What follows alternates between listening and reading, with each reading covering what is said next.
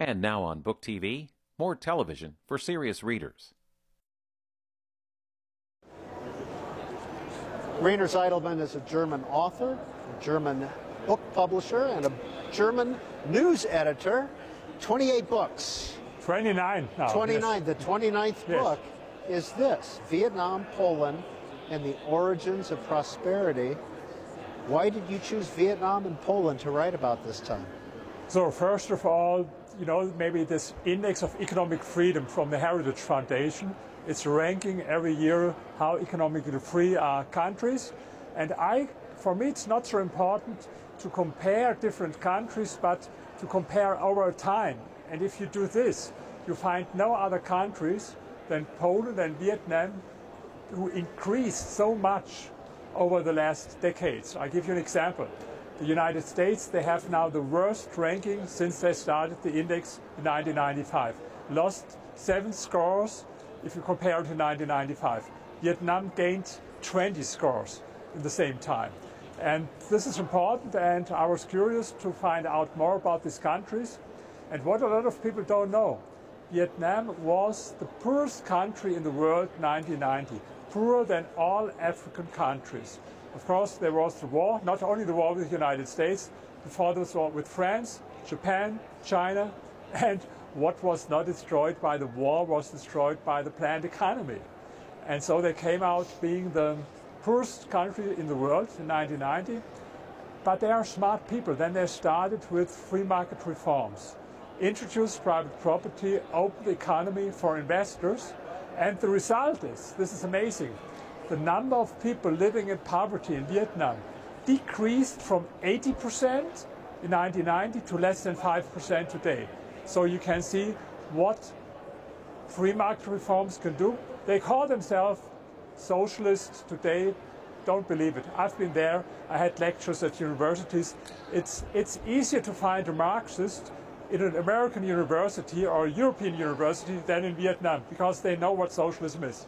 And you write in your new book, Mr. Zitelmann, today the Vietnamese economy is one of the most open in the world. At the same time, they're not holding democratic elections, correct? Yes, this is correct. Of course, you have to distinguish between politics on the one hand. It's not a democracy, of course. It's a one-party system.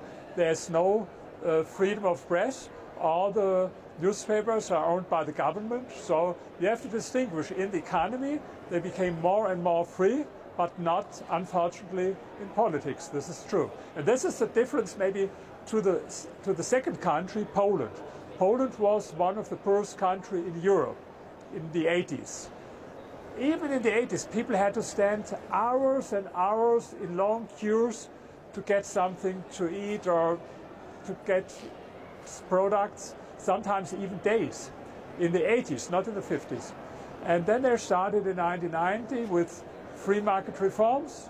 Balcerowicz was a finance minister, an economist who believes in Hayek and Mises. And now, since 3 decades, Poland is Europe's growth champion. But this is the difference to Vietnam. They have also now democracy. So it goes hand in hand in Poland, capitalist reforms and democracy. This is the difference to Vietnam. And Poland, you write, is more economically free than Spain, Israel, France, or Italy. Is it due to the finance minister in Poland, or was there a sea change in their approach to economics? So, yes, they've started in the 90s with very free market reforms. Unfortunately, in the last 15 years, not much has been done. On the opposite, the Peace Party ruled there. They stopped privatization, even they nationalized something. So what happened in the last 10 years is not as good, but they did so much. Of course, they could do more, as always, but today Poland is, in a way, on a better way as Germany, compared with my country. For example, the growth expectation for Germany for this year is 0.1%. In Poland, 2.8%. So, you see? Why is that? What do you think that is? They are not so ideology-driven. You know, we in Germany, we are very ideology-driven with climate change, environmental topics, and, you know, what they did in Germany to forbid or to phase out nuclear power plants, to phase out coal power plants, forbid fracking, and now even they ban the registration of cars with combustion engines. So all ideology driven. And Poland is not so, they are more pragmatic. Also in the migration policy, I think they are better in Poland. We welcome in Germany people from all over the world, millions of millions. In the end, a lot of them are only on social welfare. And with Poland also, they did a lot for people coming from Ukraine, but not for everyone. And people who come from other countries, they work there in Poland, not as it is in Germany, because they have not such a big welfare state as we have. Rainer Zitelmann, if you were going to build a factory to make widgets, wouldn't you rather go to Poland where the wages would be lower and the restrictions less than in Germany? Is this part of their appeal? Absolutely, and I would prefer to go to Poland.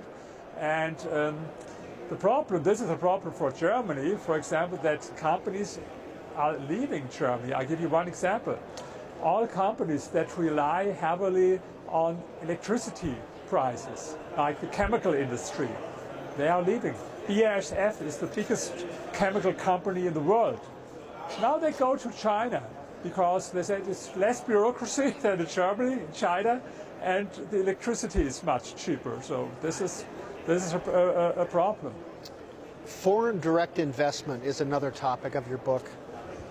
How nations escape poverty. What's the importance of FDI?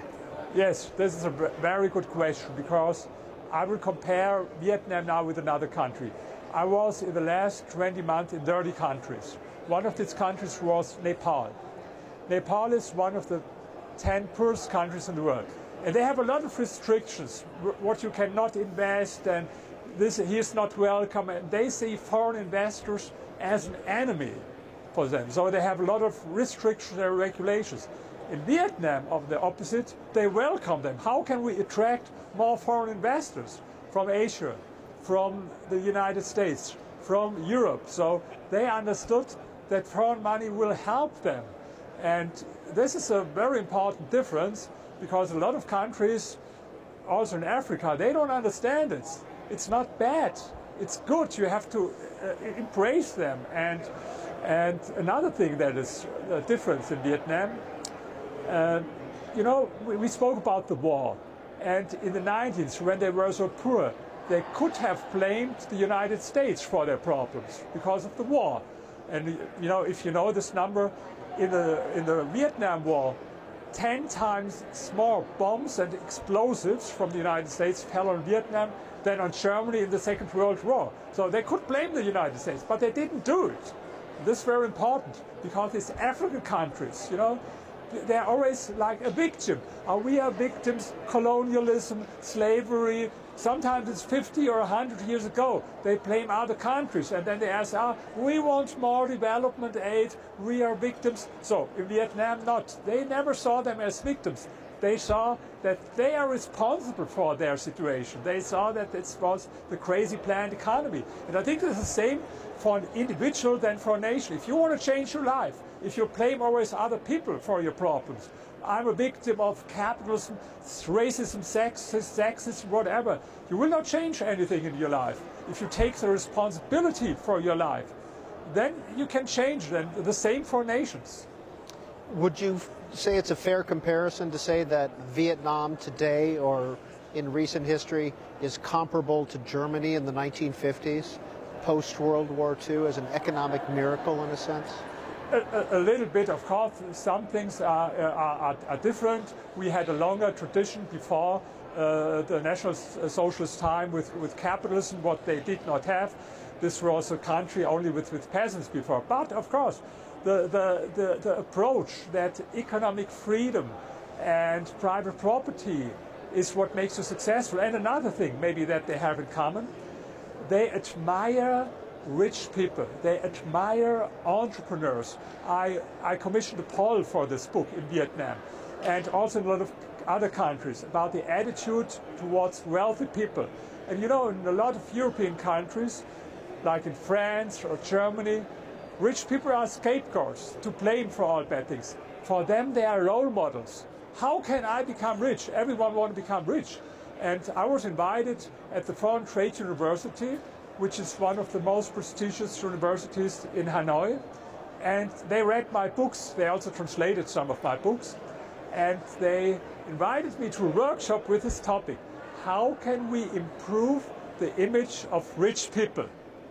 Can you imagine that a university in the United States, social science, invites me for a workshop? How can we improve the image of wealthy people? I was invited in Germany to a lecture or to a discussion 2 months ago, but it was about redistribution. How can we take away more from rich people?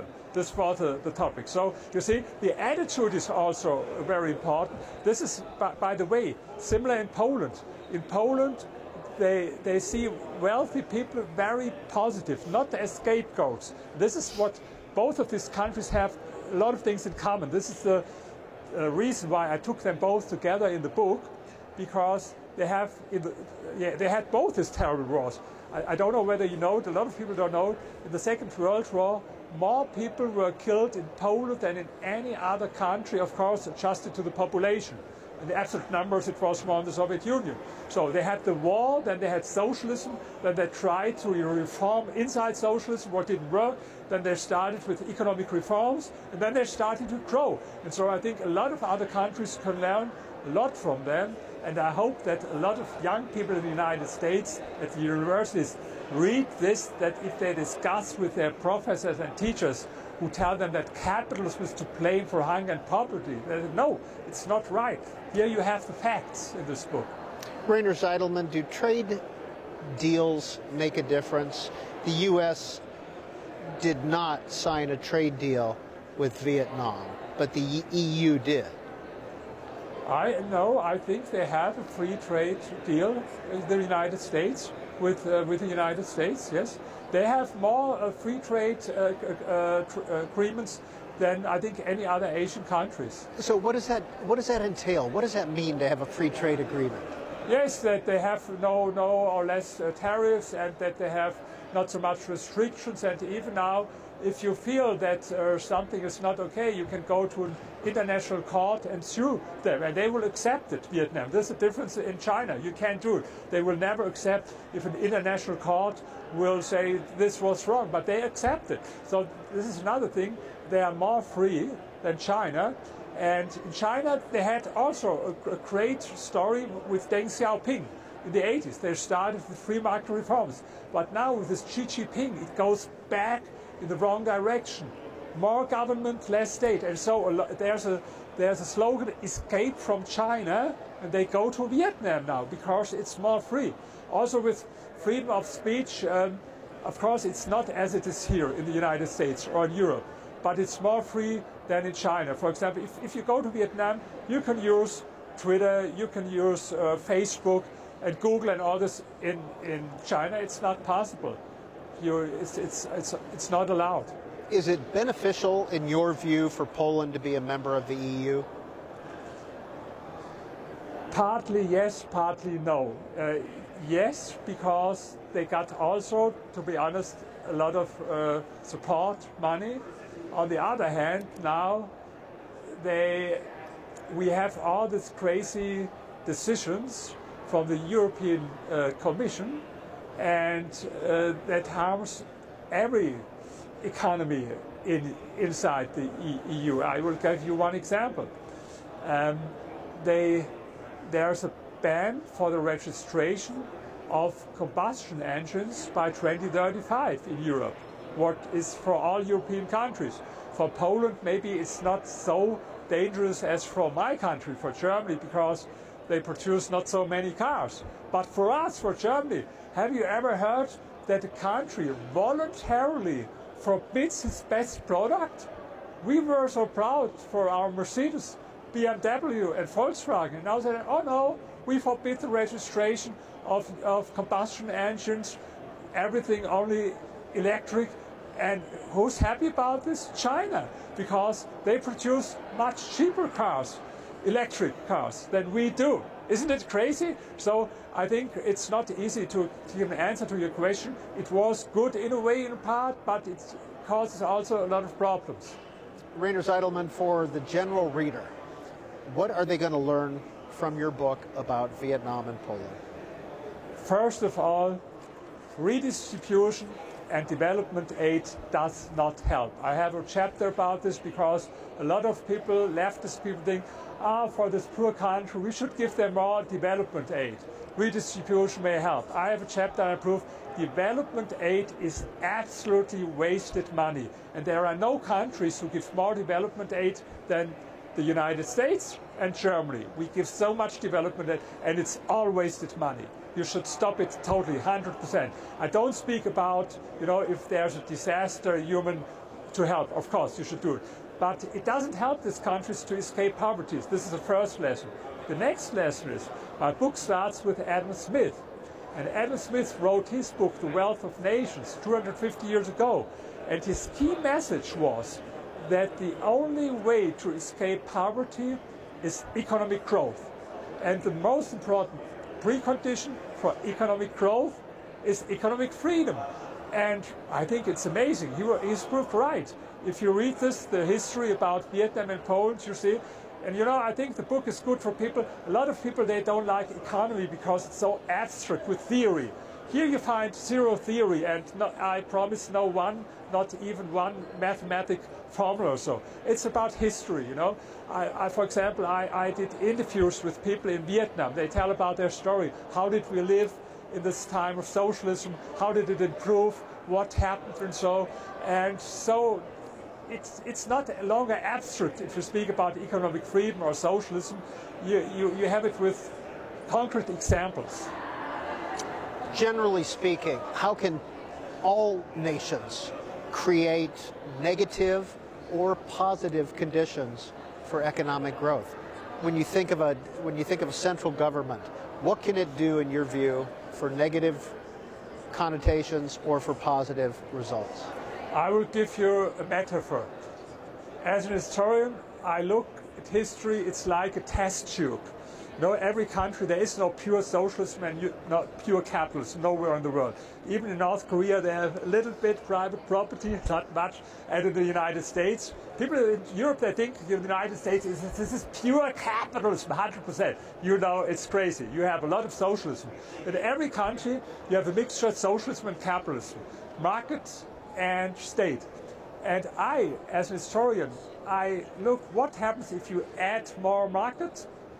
We have these two examples, for example, Poland and Vietnam, or when you add more states. I will give you another example for this. Venezuela.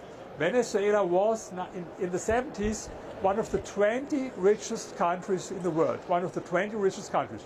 Then they started with regulation, labor market regulation, more government, less market. And of course the situation became worse. And then they made a big mistake. They voted for Hugo Chavez in the end of the 90s, and he started with even more government, nationalization, and so on. What happened, they had a couple of years ago an inflation rate of 1 million%, 1 million. And now 8 million people escaped from Venezuela, 8 million. This is 28% of the population escaped because so. You see what happens, you're in this test tube, you add more market, Vietnam, Poland, things become good. You add more government, as it did in Venezuela, it's bad. It sounds maybe a little bit simple, but it is that simple sometimes. How Nations Escape Poverty is the name of the book. Vietnam, Poland, and the Origins of Prosperity. Rainer Zitelmann has been our guest. Thank you. Thanks a lot. I appreciate it.